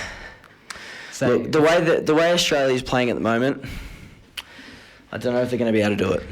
Yeah, well, we were speaking earlier about the fact that they can't chase down a total. No. Maybe they can defend a total, but it seems like India have pretty much got this one at the moment. Mate, it's like this time that they've had off with all this, behind the scenes stuff that's going on. You'd think in that time that they would have had a bit of practice. Yeah, for A sure. bit of training, but... I remember in previous series where they've actually gone over to adapt to the conditions. Yeah. I think they actually did it for this Bangladesh tour and then going into the India tour. Mate, but it doesn't make a difference. We can't play spin over in the subcontinent. But the fact that we've lost to Bangladesh is just embarrassing, to be honest. I mean, it's good for world cricket, but Yeah. it wasn't really good for Australian No, cricket. but the fact that Australia has lost to Bangladesh is just embarrassing. For sure. Like, we should be winning those games, Bernie. What do you reckon? We really should, but we just struggle to play spin, and that's a major problem. And I don't blame our players because we don't have those sort of pitches here in Australia. If you want to practice playing spin, you've got to go overseas to India. Like the best we have is probably the SCG or the Adelaide Oval, but even then, Our pitches is too good. Yeah, you can still make big totals on them as well. But I think Australian pitches are too good. Like, they probably don't suit spinners a lot, Australian pitches, where a lot of the overseas ones do. Yeah, for sure. You want to quickly talk about the V8 supercars? Before we do that, just quickly, you used to have a radio show here, didn't you? Yeah, I did. Myself, Josho, Gemma, and Aaron, Josho, Gemma, we had a bit of a show. We were on Beat Cafe. What's life like with that radio now? Mate, we've all gone our separate ways. We're going out doing work experience at the moment for our degree. Grown up stuff. Yeah, we're doing adult things. So so I've been in Wagga in my hometown. Gemma's been up in near Port Macquarie, up in Hat Head. I'm not sure if anyone knows what Hat Head is, but it's near Port Macquarie way. And then Aaron's actually picked up a job. So I've seen Aaron around here. So Aaron's very lucky. He's picked up a job in Melbourne. So yeah, he's looking good. So me and Gemma are still trying to find a job. But no, we've had a lot of fun here at 2AAA. So. 2MCE. So, get the station right. That's so many radio stations. 2AAA is the community radio in Wagga Wagga. Yeah. Oh, I think I said 2BS one time on the show, the local one down in Bathurst. So you sort of get mixed up. But so we've had a lot of experience in 2MCE. We started in this time slot in the 10 to 12. That's where we started. We worked our way up to drive slot. So, you boys have got a lot ahead of you. We do. And you're just doing well at the moment. Yeah, all thanks, man. V8s, Mini, take it away. Mate, I was hoping Adam was going to be here. It's all right, mate. I'll do the best I can. Having a chat with me. So Sandown, we had a big round last weekend. First of the Enduro Cup. Yeah, and some youngsters won it, or some very experienced drivers. Which is really good. Cameron Waters, he started off in the... I'm not sure whether... It was a team that was like... when he started, it was the team that got the young guys coming up to get into the racing, and he started off at Sandown and Bathurst in this car. And then now Cam Waters has gone on to win his first race at one of the most important races of the year at Sandown. So which is, amazing. So obviously, Bathurst is the biggest race of the year. Yeah. Where we are now. Bathurst is it's the grand final of motorsport in Australia. Yeah. It's the grand final. They don't have. It's not their last race, but it's the most points, and it's the one that everyone wants to win. And it's the one everyone remembers. Even if you're a casual motorsport fan. Exactly. I mean, I haven't watched over the last couple of years the whole championship, but I'm always watching Bathurst. And it's the same as a lot of people say that. They're like, I don't watch racing at all, but I watch the Bathurst 1000. Yeah, it's an Australian event that everyone gets behind. Yeah, and it's like, it's like the Melbourne Cup or something like that. Who really watches horse racing year round? Yeah, but I'll always watch the Melbourne Cup. It's the same thing.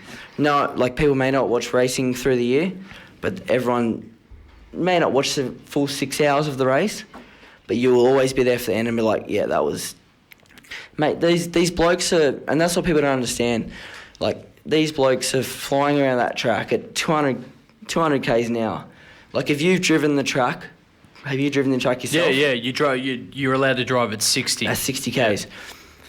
Go 60 k's down the dipper, it's pretty hairy going 60 k's. Yeah, and they're doing 110, I think. Imagine going 110, 130 k's. Yeah, insane. Down that.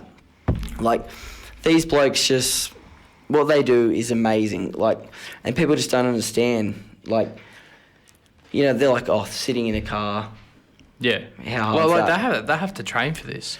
Mate, they have to be so fit. Like, Yeah. those G-forces, and to control that car at that amount of speed, they're the best in the world, and they're the best in Australia anyway. Like, you know, obviously the best in the world are the Formula One. You start talking about, you know, Daniel Ricciardo, Yeah, Sebastian Vettel, Yeah. Lewis Hamilton, all Lewis those type Hamilton. of guys. But these are the best blokes in Australia in the most important race of the year. And they have, you know, the population of Bathurst, I think it goes to 110%. Yeah, well, I wanted to ask you boys, Yeah. you know, me being my first year here in Bathurst, It's living ridiculous, here, man. what is race week like? So it's like- the whole preparation. Yeah, so the population, from what I've heard, doesn't go 100%, it goes 110%, like of the normal population of Bathurst. It's insane. So I think, what is there, Bernie? Is there 40,000 people in Bathurst, I think, around that. Yeah. And it goes like, you know, 200,000 people come Yeah, just to Bathurst. everyone flocks to Bathurst Yeah. just to watch it. For this one I remember weekend. I went to Bathurst a number of years ago. I was a motorsport fan young, and that was Yeah. probably due to... Is your dad? Oh, my dad, massive into motorsport. Yeah, you know, same, NASCAR, F1s, you know, anything Okay, on, yeah. he'll watch it. And yeah, I remember, I didn't think it was only a 2-hour drive up here, or otherwise I'd be up here every year. Oh, yeah, for sure.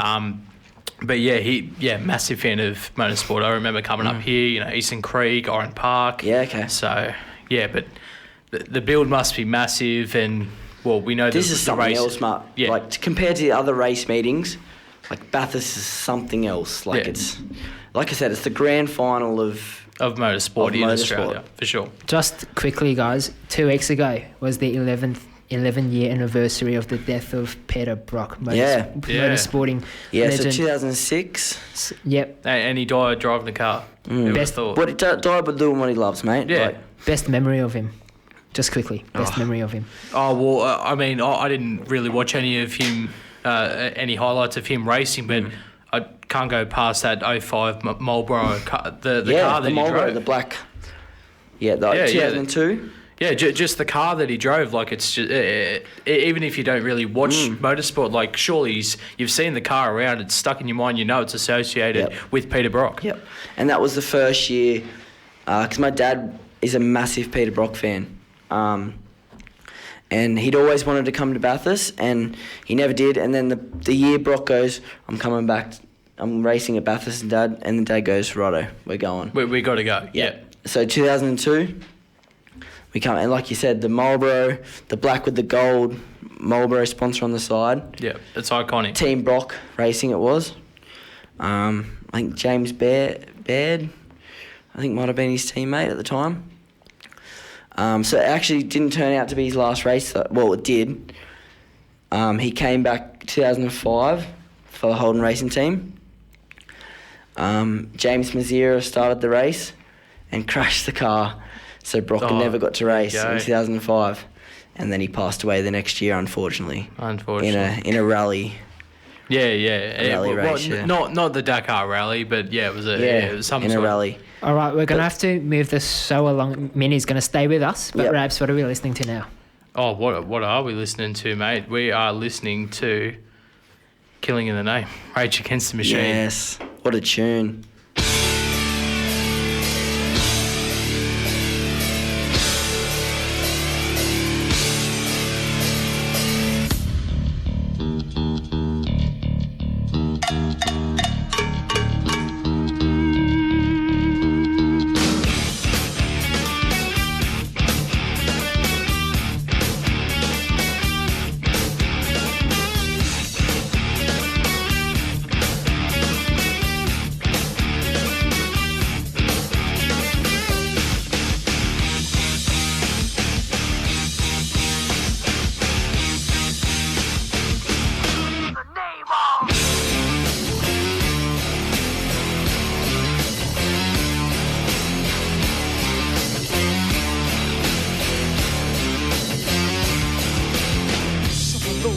work forces are the same that burn crosses. Some of those that work forces are the same that burn crosses. Some of those that work forces are the same that burn crosses. Some of those that work forces are the same that burn crosses.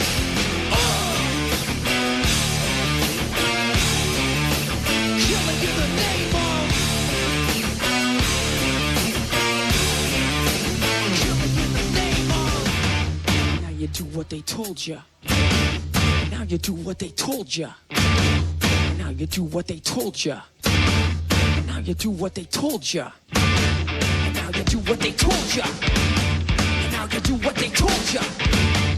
Now you do what they told ya. Now you do what they told ya. Now you do what they told ya. Now you do what they told ya. Now you do what they told ya. Now you do what they told ya. Those who died are justified. For wearing the badge and your chosen one. You're justified. Those who died for wearing the badge and your chosen one. Those who died are justified. For wearing the badge and your chosen one. You're justified. Those who died for wearing the badge and your chosen one. Some of those that work forces are the same that burn crosses. Some of those that work forces are the same that burn crosses. Some of those that work forces are the same that burn crosses. Some of those that work forces are the same that burn crosses.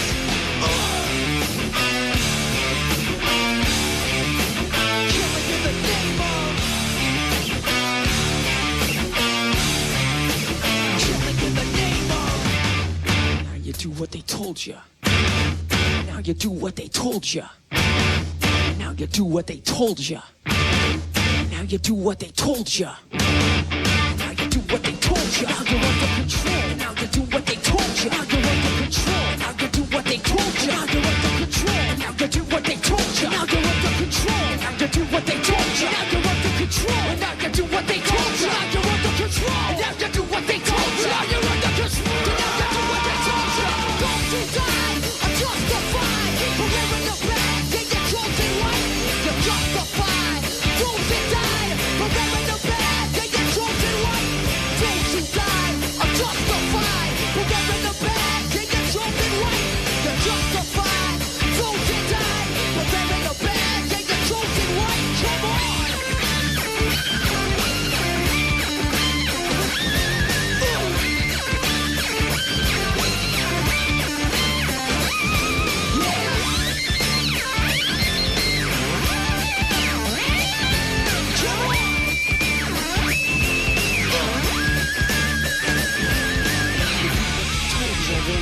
You tell me, you do what you told you, I won't do what you tell me. You do what you told you, I won't do what you tell me. You do what you told you, I won't do what you tell me. You do what you told you, I won't do what you tell me. You do what you told you, I won't do what you tell me. You do what you told you, I won't do what you tell me. You do what you told you, I won't do what you tell me. You do what they told you, I won't do what you tell me. You do what they told you, I won't do what you tell me. You do what they told you, I won't do what you tell me. You do what they told you, I won't do what you tell me. You do what they told you, I won't do what you tell me. You do what they told you, I won't do what you tell me. You do what they told you, I won't do what you tell me. You do what they told you, I won't do what you tell me.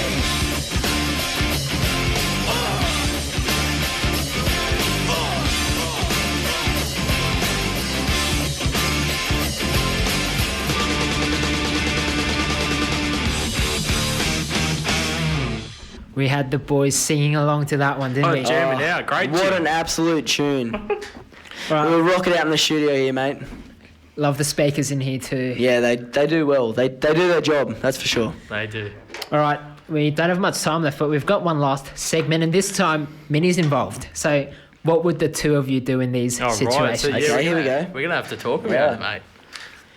What are you supposed to do when all your friends sing you happy birthday? What do you do during it? Do you, Yeah, it's always an awkward situation. Normally isn't it? I sing along. Do you? Yeah. Oh, I get him going. I'm like, oh, how good's this? I'll sing it. Like, yeah. Sing happy birthday to yourself. But I'm so the... do you say, do you get happy birthday to me, or do you use Oh, Rabs. to whatever. But I'm the hip hip guy. Like I don't know if you. I don't know. Yeah, I don't know if anyone has a hip hip guy, but every party I'm at or every happy birthday, I have to be the hip hip guy. Even if it's your birthday? Yeah. I just scream it to the heavens. I'm like, dude, I'm the hip hip guy. I gotta say. Yeah, I feel like it's always the awkward situation when it's your birthday. Everyone's just like singing happy birthday to you, and you're like, oh, what do I do here? I just You're like, yeah, how sort good of is this? stand Yeah, here. I just want to eat the cake. Yeah, like, Man. oh, thanks, guys, but Cheers. it's awkward for me. Yeah, can we eat cake now? But yeah, I love singing happy birthday to other people. But I feel when it's you, it's the awkwardness there. It's always the awkwardness. Yeah. All right, you're talking to someone and you accidentally spit in their face. I've had this happen a few times. Carl Barron's talked about this. Or actually, you're the recipient of the spit. Oh, the spit. You just go on like nothing's happened, I reckon. Yeah, do you just... Is that... You wipe it, you just... I mean, if I'm in that situation... And if you wipe it, the other person will say, oh, sorry. Yeah, they know. They know. If you wipe it, they know you've... If it's obvious, I mean, like, it's gonna happen. But, like, normally if I'm the spit, I'm just like, don't notice. Yeah. Please don't notice. But yeah, I feel like if you're friends with them, but you're not, like, they're not your best mates, if they spit on it, I feel like you let it go. Like, someone's just spat on your face, but you just sort of... Oh, you know. Yeah, it's They not, didn't mean it's not it. the worst thing that can happen. No. I feel like, yeah, I would just let it go. And For me, myself, anyway. All right, and the final one is going to amuse both of you. All right, you're in your Speedos, ready to... Towels, budgies. Yep, ready to go in a swing race. Towers, budgies. Where's mine? Do I get some? No, we hooked him up last year, mate. You'll have to talk to Brad Rushby and see if he can order you some more. Yeah, no worries. I might have to do that. Yeah. All right, so you're standing on the platform about to dive, waiting for the officials to start the race, but there's one problem. You've got an erection. Oh, no. Well, This reminds me... of Conor McGregor. This reminds me of the Hamish and Andy True Story episode. I think I know which one you're talking about. Did you guys see that? I don't think so I this saw guy it. he was a junior light. What do they call them? The nippers or something? The junior lifesavers. Yep. Anyway, so yeah, they have a race every year, and this bloke's like lining up against this girl that he's really attracted to. Oh no! Isn't it that movie as well? The life-saving movie with Dwayne the Rock Johnson and Zac Efron. Yeah. Yeah. Similar situation. That was Baywatch. Yeah. Yeah. But yeah, no, so yeah, he was really attracted to this girl, and yeah, erection. He didn't notice, but that was the thing. He didn't notice. Did he not do push-ups or something to hide it? Yeah. He was on the ground for a bit, but then, like, once the gun went off, he had to run. Like, he didn't have a choice. And I was asking Rabs last week, what if you're in a running race and your pants fall off? Do you take time to pull it back up, or is you just... Oh, I run said I'd take my keep pants running. off. I'd take my pants off and keep Yeah, running. well, sort of just as you run, sort of chuck your pants kick 'em off as you're running. Yeah. Yeah, that's what I'd do. Well, it's funny. Because if you try to take your pants off, that's going to slow you down. Yeah, for sure. And also, if you try and pull your pants up, that's going to slow you down as well. So I feel like if you want to win the race, Bernie, you just... The most efficient way. You cop it. You just push them down and you run with undies on. And you cop Yeah. any abuse you get, any life Mate, that if you get. win the race, I'd take any abuse, absolutely. All right, thanks, Minnie. Unfortunately, that's all we've got time for tonight. Thanks, Oh, Minnie. mate, I'm sure the listeners want to hear another half an hour, surely. But yeah, thanks for all the messages and tweets in. Just one APL game on tonight. 1 a.m. kickoff. Our very own Matthew Ryan. His Brighton side take on Newcastle United. Quick tip. Yeah, Minnie. I think United might just do it, mate. I think it'll be a one goal win or a draw for me. Hopefully, Matty Ryan keeps himself. What's your thoughts? I've got a nil or draw. Yeah, I think Newcastle by 1 or a draw. Hopefully, Matty Ryan keeps a clean sheet. And just quickly before we go, the NFL is on over in London, Wembley Stadium. We were talking about that before. Okay. But it's Jacksonville playing the Baltimore Ravens. Jacksonville just currently scoring a touchdown. Blake Bortles throwing to one of these wide receivers there in Lewis, and 9-0 is the score there. Wow, Ravens would have been favourites, no?